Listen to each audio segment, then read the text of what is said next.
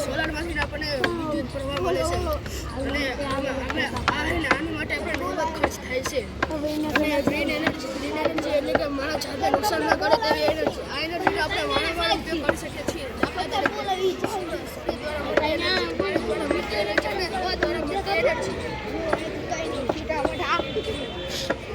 Energy લાંબા સમય સુધી ઉપયોગી છે અને તેના માટે નહીવત ખર્ચ થાય છે અને હાલમાં સુરતમાં ગ્રીન એનર્જી દ્વારા ચાલતી બસનો ઉપયોગ શરૂ થયો છે. સ્કૂટર બસ જેવા સાધનો ચલાવી શકાય છે અને કોઈ પણ આ એનર્જીથી કોઈ પણ જાતનું નુકસાન થતું નથી. નમસ્કાર, મારું નામ તમારા મહેશ રાણાભાઈ છે. હું ધોરણ 7માં અભ્યાસ કરી રહ્યો છું. હું તમને આજે સોલાર મોટર ડિઝાઇન માટે કહીશ.